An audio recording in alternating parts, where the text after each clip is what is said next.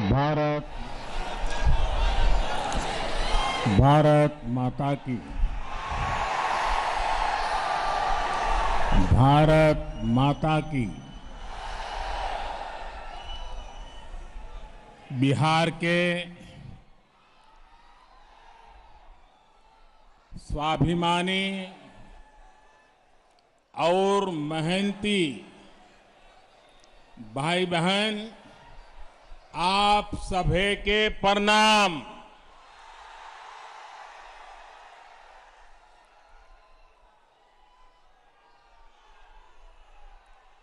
अन्नदाता,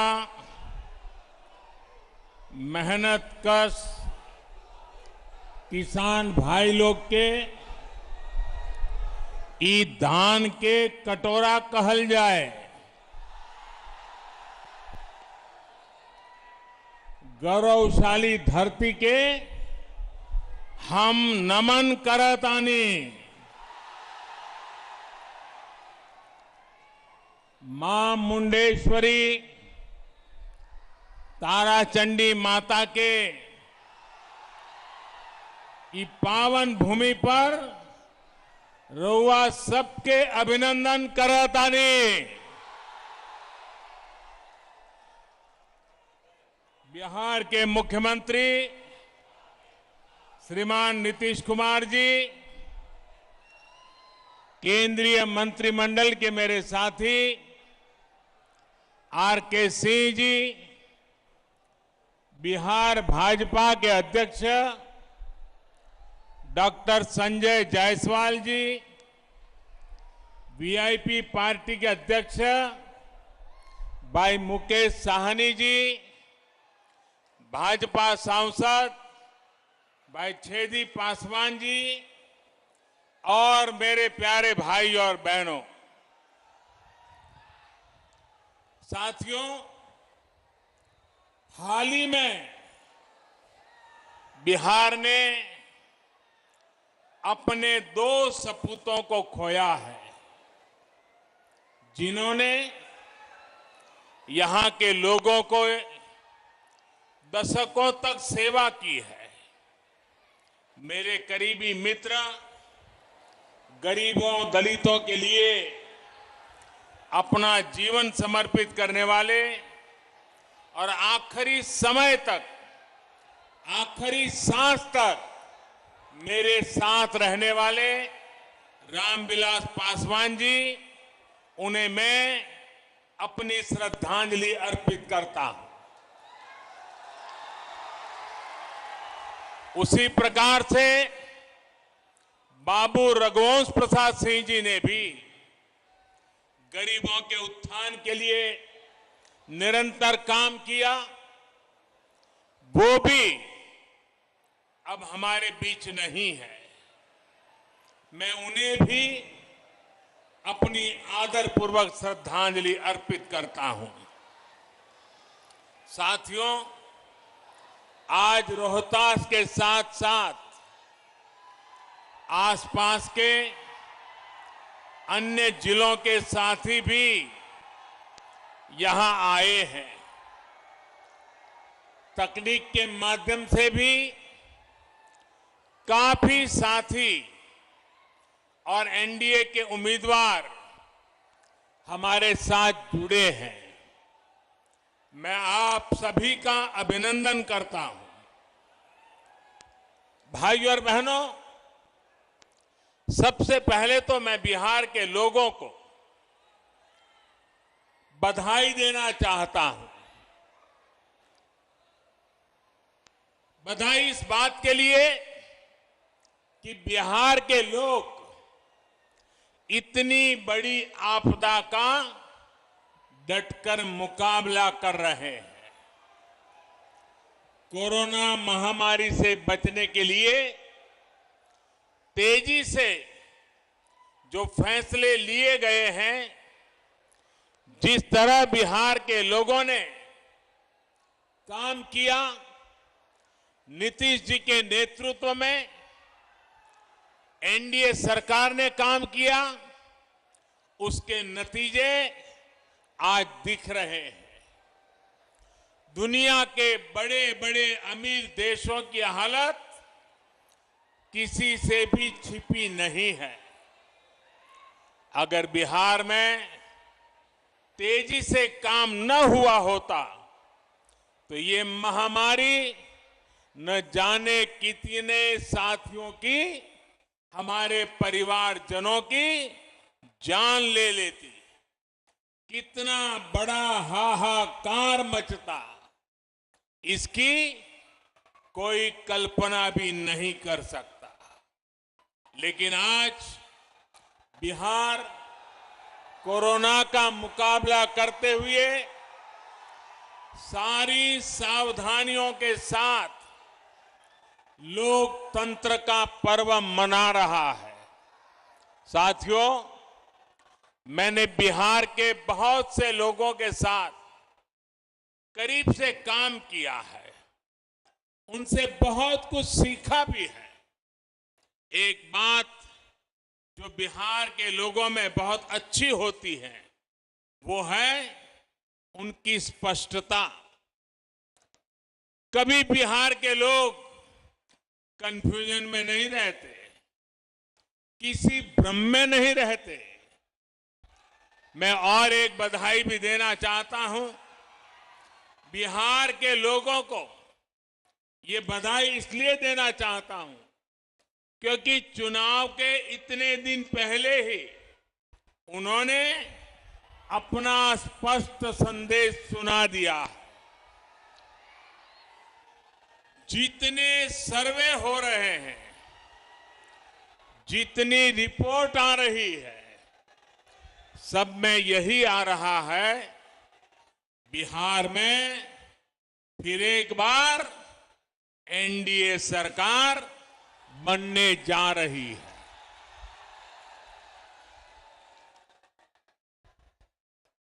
लेकिन मेरे बिहार के प्यारे भाइयों बहनों, हर चुनाव में ऐसा भी होता है जब कुछ लोग भ्रम फैलाने के लिए एक दो चेहरों को अचानक बड़ा दिखाने लग जाते हैं। कभी किसी नई शक्ति के उभरने की बातें फैलाई जाती है, लेकिन इसका मतदान पर कोई असर नहीं पड़ता। बिहार का मतदाता तो इतना समझदार है कि वो भ्रम फैलाने वालों की हर कोशिश को खुद ही नाकाम कर रहा है। बिहार के लोगों ने मन बना लिया है, बिहार के लोगों ने ठान लिया है कि जिनका इतिहास बिहार को बीमारू बनाने का है, उन्हें आसपास भी नहीं फटकने देंगे। भाई बहनी लोगन, भारत के दिल बाटे बिहार, भारत के सम्मान बा बिहार, भारत के स्वाभिमान बा बिहार, भारत के संस्कार बा बिहार, आजादी के जय घोष बा बिहार, संपूर्ण क्रांति के शंखनाद बा बिहार, आत्मनिर्भर भारत के परचम बा बिहार। देश के सुरक्षा हो या देश के विकास, बिहार के लोगन सबसे आगे रहलन। बिहार के सपूत गलवान घाटी में तिरंगा के खातिर शहीद हो गए, लेकिन भारत माता के माथा ना झुके दले। पुलवामा हमले में भी बिहार के जवान शहीद भइले। हम उनके चरणन में शीश झुकावतानी, श्रद्धांजलि देवतानी। बिहार अब विकास की ओर तेजी से बढ़त बात है। अब बिहार के कोई बीमारू बेबस राज्य नहीं कह सकत। लालटेन के जमाना गईल।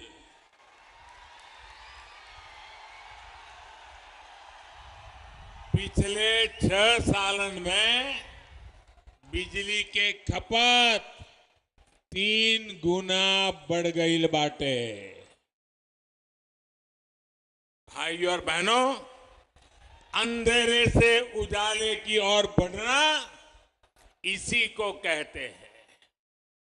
बिहार के लोग भूल नहीं सकते वो दिन जब सूरज ढलते का मतलब होता था सब कुछ बंद हो जाना, ठप पड़ जाना।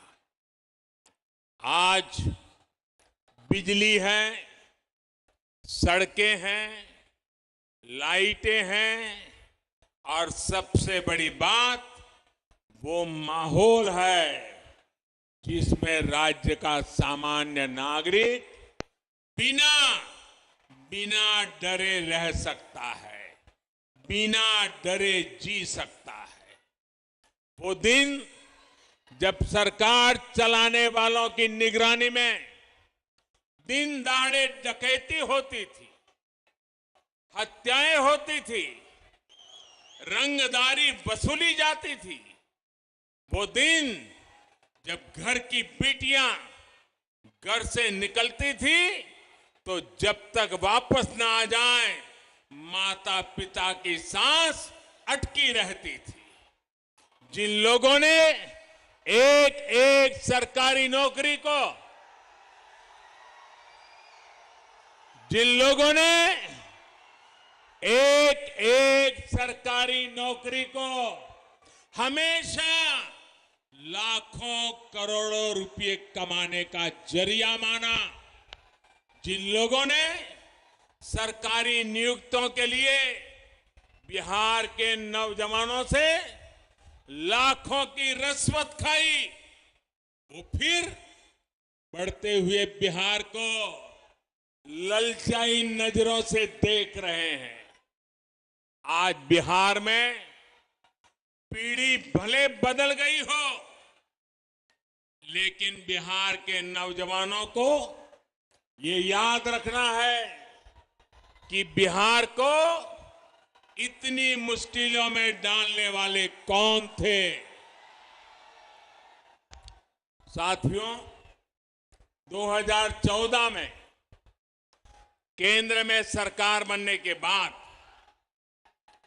जितने समय बिहार को डबल इंजन की ताकत मिली, राज्य के विकास के लिए और ज्यादा तेजी से काम हुआ है। बिहार को जो प्रधानमंत्री पैकेज मिला था उस पर काम की रफ्तार भी तेज गति से आगे बढ़ रही है। कोरोना के इस समय में भी गरीबों को सर्वोच्च प्राथमिकता देते हुए एनडीए सरकार ने काम किया है। जहां कभी गरीब का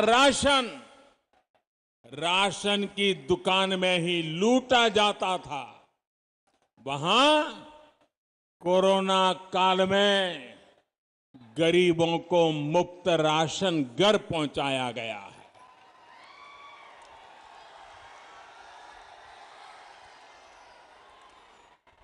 गरीब भूखा न सोए, त्योहार ठीक से मना सके, दिवाली और छठ पूजा ठीक से मना सके, इसके लिए मुफ्त अनाज की व्यवस्था भी की गई है।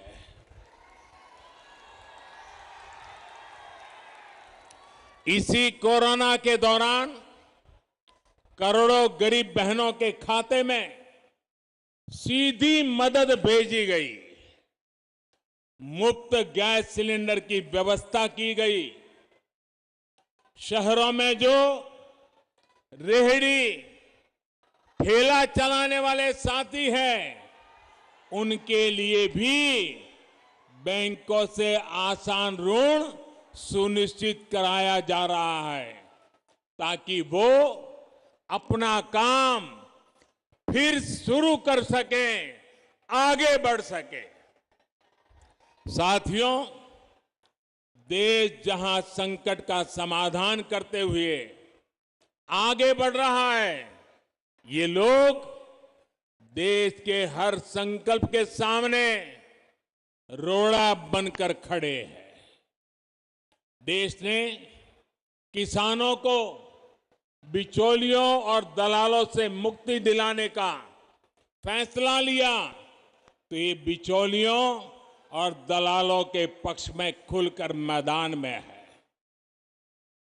मंडी और एमएसपी का तो बहाना है, असल में दलालों और बिचौलियों को बचाना है। याद कीजिए, लोकसभा चुनाव से पहले जब किसानों के बैंक खाते में सीधे पैसे देने का काम शुरू हुआ था, तब इन्होंने कैसे कैसे भ्रम फैलाया था। जब देश की रक्षा के लिए राफेल विमानों को खरीदा गया, तब भी ये बिचौलियों और दलालों की भाषा बोल रहे थे। साथियों, आज देश की जनता, देश के किसान, देश के नौजवान देख रहे हैं कि इन लोगों के लिए देश हित नहीं, दलालों का हित ज्यादा महत्वपूर्ण है। इसलिए जब जब बिचौलियों और दलालों पर चोट की जाती है, तब तब ये तिलमिला जाते हैं, बौखला जाते हैं।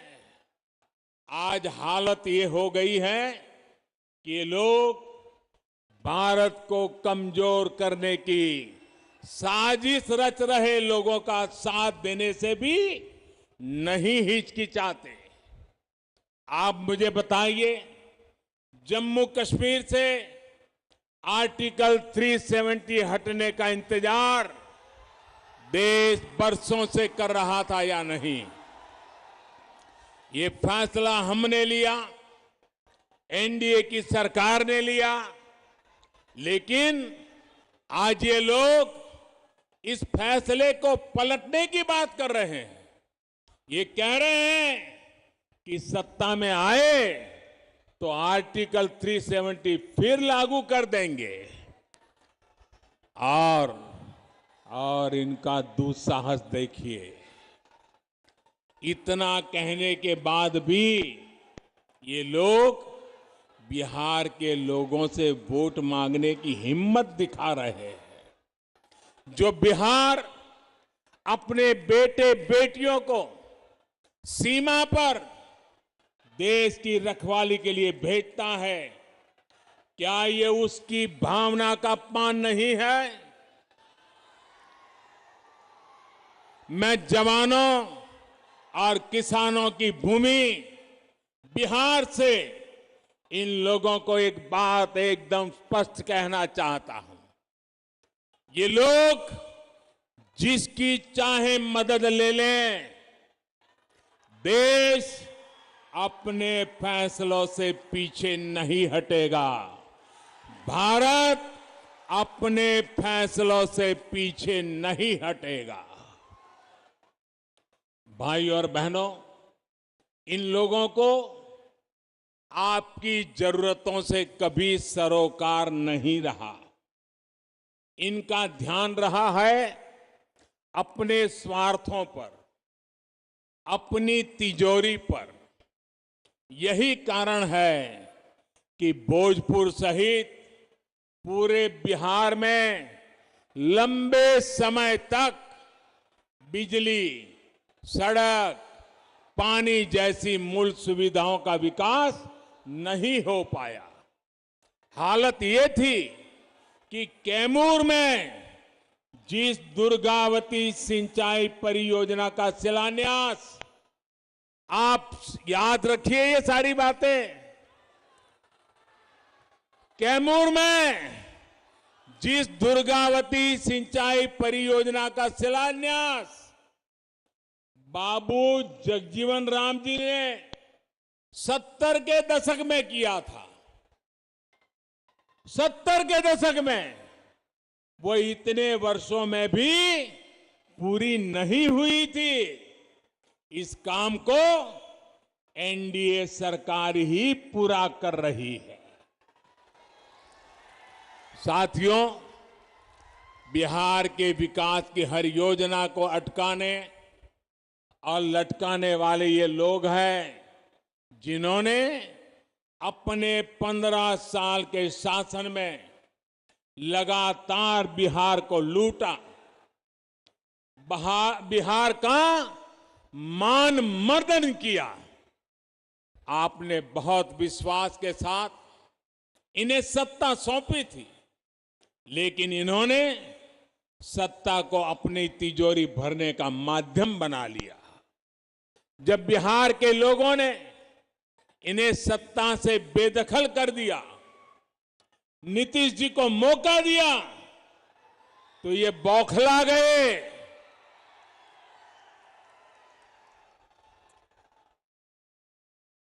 जो बात मैं बता रहा हूं, इसको जरा बारीकी से समझने की कोशिश कीजिए।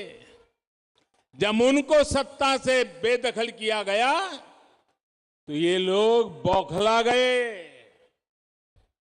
उनके अंदर एक गुस्सा आया, जहर भर गया। इसके बाद 10 साल तक इन लोगों ने दिल्ली में यूपीए की सरकार में रहते हुए बिहार पर, बिहार के लोगों पर अपना गुस्सा निकाला। और मुझे याद है, मैं भी गुजरात का मुख्यमंत्री था, नीतीश जी बिहार के मुख्यमंत्री थे, और जब हम भारत सरकार की मीटिंगों में जाया करते थे, नीतीश जी बार बार उनको कहते थे कि आप बिहार के काम में रोड़े मत अटकाइए, बिहार के राजनीतिक अखाड़ा दिल्ली को मत बनाइए। लेकिन 10 साल तक यूपीए सरकार में बैठे लोगों ने, जिसको टाइट चाबी करने के लिए बिहार के लोग पहुंचे हुए थे, वे पराजय के गुस्से में नीतीश जी को एक काम नहीं करने देते थे। 10 साल बर्बाद कर दिए नीतीश जी के। बाद में 18 महीने क्या हुआ, ये मुझे कहने की जरूरत नहीं है, आप भली भांति जानते हैं। इन 18 महीनों में परिवार ने क्या क्या किया, कैसे कैसे खेल किए, कौन सी बातें अखबारों में छाई रहती थी, कौन सी बातें टीवी वालों को भाती थी, ये बातें मुझे कहने की जरूरत नहीं है। बिहार और देश के लोगों से छिपा नहीं है। जब नीतीश जी इस खेल को भांप गए, ये समझ गए कि इन लोगों के साथ रहते हुए बिहार का भला तो छोड़िए, बिहार और 15 साल पीछे चला जाएगा, तो उन्हें सत्ता छोड़ने का फैसला लेना पड़ा। साथियों, बिहार के लिए, बिहार के उज्जवल भविष्य के लिए हम फिर एक बार नीतीश जी के साथ आए। साथियों, 2014 में प्रधान सेवक बनने के बाद, ये आंकड़ा लोगों को याद नहीं आ रहा है, बिहार में याद कराना पड़ेगा। मुझे नीतीश जी के साथ कंधे से कंधा मिलाकर काम करने के लिए सिर्फ 3-4 साल का ही मौका मिला है। बाकी तो यूपीए के साथ संघर्ष करने में बिहार का टाइम गया है। लेकिन इन 3-4 वर्षों में भी कहीं पर 3-4 गुना काम किया, कहीं पर 5 गुना तेजी से काम किया गया है। साथियों, आज एनडीए के सभी दल मिलकर आत्मनिर्भर, आत्मविश्वासी बिहार के निर्माण में जुटे हैं। बिहार को अभी भी विकास के सफर में मीलों आगे जाना है, नई बुलंदी की तरफ उड़ान भरनी है। बीते वर्षों में बिहार के गरीब, दलित, वंचित, पिछड़े, अति पिछड़े, आदिवासी, उन सब तक वो सुविधाएं पहुंचाने का प्रयास किया गया है, जिन्हें पाना कभी बहुत मुश्किल होता था। आज उसको अपना पक्का घर बिना किसी भेदभाव के मिल रहा है। आज वो भी संपन्न परिवारों की तरह गैस चूल्हे पर खाना बना रहा है। आज उसके घर में भी शौचालय की सुविधा है। आज उसके बच्चे भी बिजली की रोशनी में पढ़ाई कर पा रहे हैं। आज वो बीमार होता है तो उसके पास 5 लाख रुपए तक मुफ्त इलाज की सुविधा है। साथियों, शुद्ध पीने के पानी की क्या स्थिति थी, ये बिहार की बहनों बेटियों से बेहतर कौन समझ सकता है। आज जल जीवन मिशन से हर घर जल पहुंचाने का काम तेजी से चल रहा है। इस मिशन का लाभ यहां इस क्षेत्र में रहने वाले हमारे आदिवासी भाई बहनों को भी होगा। उनके घर में भी पाइप से पानी पहुंचेगा। साथियों, हमारे यहां गांवों के घरों के स्वामित्व को, घर का मालिक कौन है, उसका स्वामित्व किसके पास है, इन बातों को लेकर हमेशा बहुत बड़ा सवाल रहा है। गांव की जमीन, इन जमीनों पर घर, पुरखों के बनाए घर, इनमें बरसों से जो लोग रहते रहे हो, लेकिन सरकारी दस्तावेजों में इनका अस्तित्व ही नहीं रहता। ऐसे में अक्सर 2-4 फुट को लेकर हर घर के साथ दूसरे का विवाद चलता रहता है, रिश्तेदारों में विवाद चलता रहता है, गांव में झगड़े होते रहते हैं, मार पिटाई होती है, कभी कभी मौत बुला ली जाती है। इन जमीनों पर, इन घरों पर मैं बिहार के हर गांव के नागरिक से बात विशेष रूप से कहना चाहता हूं। इन घरों पर आज जो उनके घरों के पास कागज होने के कारण बैंकों से कोई कर्ज भी नहीं मिलता है। भारत के गांवों में रहने वालों की इस दिक्कत को दूर करने के लिए केंद्र सरकार ने स्वामित्व योजना की शुरुआत की है। इस योजना में सब कुछ टेक्नोलॉजी के माध्यम से हो रहा है, टेक्नोलॉजी कर रही है। ड्रोन की मदद से गांव के घर घर की मैपिंग, उसको नापा जा रहा है, मैपिंग कराई जा रही है। सारी कार्रवाई के बाद गांव के लोगों को, हर एक नागरिक को उनके घर का, उनकी जमीन का स्वामित्व कार्ड दिया जा रहा है। भारत के 6 राज्यों में ये योजना पायलट के रूप में शुरू हो गई है।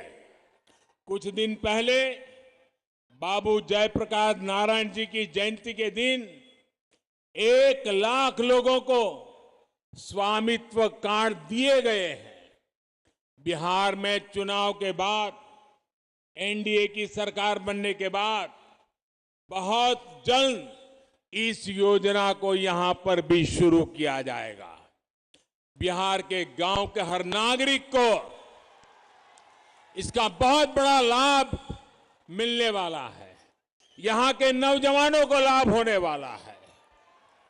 घर के स्वामित्व कार्ड पर गांव का नागरिक भी बैंकों से बहुत आसानी से ऋण ले सकेगा, कोई दिक्कत नहीं होगी।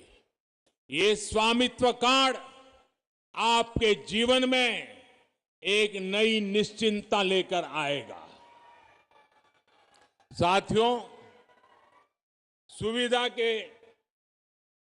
सुविधा के साथ साथ बिहार के सभी वर्गों को अधिक से अधिक अवसर देने के लिए ठोस प्रयास किए जा रहे हैं। दलितों, पिछड़ों, आदिवासियों को मिलने वाले आरक्षण को अगले 10 साल तक के लिए बढ़ा दिया गया है। उसी प्रकार से सवर्ण समाज में जो अनामत से वंचित, आरक्षण से वंचित थे, उसमें जो गरीब है उनको 10% आरक्षण देने का निर्णय भी हमारी सरकार ने किया है। यही नहीं, सरकारी भर्ती प्रक्रिया में जो सुधार किए जा रहे हैं उसका भी लाभ बिहार को मिलना तय है। इस क्षेत्र के भी बहुत से युवा एंट्रेंस एग्जाम के लिए बड़े शहरों का रुख करते हैं। बार बार होने वाली परीक्षाओं के कारण युवा साथियों का समय, ऊर्जा और धन तीनों बर्बाद होता था। अब देश में अधिकतर प्रतियोगी परीक्षाओं के लिए कॉमन एंट्रेंस टेस्ट की सुविधा मिलने से युवा साथियों की परेशानी कम होगी। एक ही एग्जाम से सरकार के अनेक नौकरी के दरवाजे खुलेंगे। साथियों, एक और बड़ा प्रयास किया जा रहा है मातृभाषा में शिक्षा को लेकर। अभी हमारे डॉक्टर जायसवाल जी जब मैं आया, बड़े विस्तार से इसका वर्णन कर रहे थे। और ये काम जब मैं कह रहा हूं, मैं कहता हूं मन बुद्धि कर्म से मैं स्वर्गीय आदरणीय कर्पूरी ठाकुर साहब को आदरपूर्वक श्रद्धांजलि भी देता हूं। आज वो जहां भी होंगे, हमारी इस कल्पना से वो हम पर आशीर्वाद बरताते होंगे। भाइयों बहनों, देश की शिक्षा व्यवस्था में तो बिहार का गौरवशाली इतिहास रहा। राष्ट्रीय शिक्षा नीति से प्रेरणा लेते हुए अब कोशिश होगी मेडिकल, इंजीनियरिंग समेत सभी तकनीकी कोर्सेज को भी मातृभाषा में पढ़ाने की शुरुआत की जाएगी। उसके कारण अंग्रेजी के अभाव के कारण गांव का, गरीब का, दलित का, पीड़ित का बच्चा, उसका अब डॉक्टर बनने का सपना पूरा होगा, इंजीनियर बनने का सपना पूरा होगा। ये बहुत बड़ा निर्णय हम करने जा रहे हैं और मैं बिहार भाजपा को बधाई देता हूं कि उन्होंने अपने चुनावी मैनिफेस्टो में इस महत्वपूर्ण कार्यक्रम की घोषणा की है। साथियों, बिहार में स्वरोजगार के अवसरों के लिए भी निरंतर प्रयास किया जा रहा है। आज मुद्रा योजना से गरीबों को, महिलाओं को, युवा उद्यमियों को, दुकानदारों को बिना गारंटी का ऋण मिल रहा है। गांवों में जो उद्यमी दीदियां के समूह हैं, उनको भी बैंकों से मिलने वाली सुविधा अब बढ़ाई गई है। आज छोटे किसानों, मछुआरों, पशुपालकों सभी को किसान क्रेडिट कार्ड दिया जा रहा है। पीएम किसान योजना के तहत बिहार के 74 लाख किसान परिवारों के खाते में करीब करीब 6,000 करोड़ रुपए सीधे जमा कराए गए हैं। कोई बिचौलिया नहीं, कोई कट नहीं।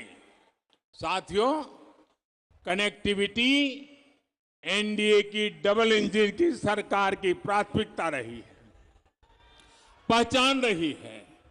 आज बिहार के करीब करीब हर गांव तक सड़क पहुंच रही है, नेशनल हाईवे चौड़े हो रहे हैं, बिहार की नदियों पर आज एक के बाद एक नए और आधुनिक पुल बन रहे हैं। यहां सोन नदी पर ही न जाने कितने दशकों से अनेक पुल सिर्फ हवा में ही बने रहे थे। अब इस दिशा में पूरी ईमानदारी से काम चल रहा है। सोन नदी पर कोइलवर पुल के समांतर 4 लेन पुल का काम अंतिम चरणों में है। बिहार को झारखंड से कनेक्ट करने के लिए भी सोन नदी पर पुल बनाया जा रहा है।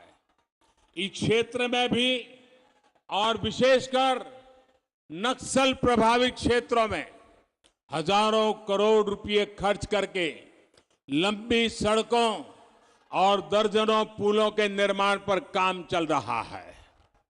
रेल लाइनों का बिजलीकरण और रेलवे स्टेशनों का सुंदरीकरण तेजी से चल रहा है। सासाराम सहित अनेक शहरों में बाईपास भी बन रहे हैं। कनेक्टिविटी के साथ साथ बक्सर के चौसा में 10,000 करोड़ रुपए की लागत से बनने वाले पावर प्रोजेक्ट पर भी काम शुरू हो रहा है। साथियों, कनेक्टिविटी सुधारने का बहुत बड़ा लाभ यहां के किसानों, नौजवानों, उद्यमियों, व्यापारियों, कारोबारियों को मिलेगा। इस क्षेत्र में आत्मनिर्भर होने की बहुत बड़ी क्षमता है। कैमूर का सोनाचूर चावल हो या आदिवासी साथियों की वन उपज हो, फल सब्जियां हो, इन सब से अब ज्यादा आय होने की संभावना बड़ी है। अब केंद्र सरकार गांवों में भंडारण और दूसरी सुविधाएं बनाने के लिए लाखों करोड़ रुपए खर्च करने जा रही है। इससे इस क्षेत्र में भी फूड पार्क जैसी सुविधाएं विकसित होंगी। हाल में कृषि क्षेत्र से जुड़े जितने भी सुधार किए गए हैं, उनका लक्ष्य ये भी है कि गांव के पास ही ज्यादा से ज्यादा कृषि से जुड़े उद्योग लगे। भाइयों और बहनों, आत्मनिर्भरता के संकल्प को मजबूत करने के लिए फिर नीतीश जी की अगुवाई में सरकार बनाना जरूरी है। बिहार में भाजपा, जेडीयू, हम पार्टी और वीआईपी के गठबंधन यानी एनडीए की सरकार जरूरी है। बिहार को आत्मनिर्भर बनाने के लिए, देश को आत्मनिर्भर बनाने के लिए एनडीए की जीत जरूरी है। मुझे खुशी है कि बूथ लेवल पर भी एनडीए के सभी कार्यकर्ता, सभी राजनीतिक दलों के घटक दलों के साथी एकजुट होकर के पूरी ताकत से जुटे हुए हैं, एक दूसरे के साथी बने हुए हैं। इस बार तो मैं देख रहा हूं कि मतदाता, बिहार की महिलाएं, बहनें, बेटियां एनडीए को जिताने के लिए पूरी ताकत झोंक रही है। जो भी एनडीए का है, उसकी जीत के लिए ये साझा संकल्प सभी की बहुत बड़ी ताकत है। आप सभी समय निकालकर हम सभी को आशीर्वाद देने आए, इसके लिए आपका फिर से बहुत बहुत धन्यवाद। भारत माता की, भारत माता की, भारत माता की।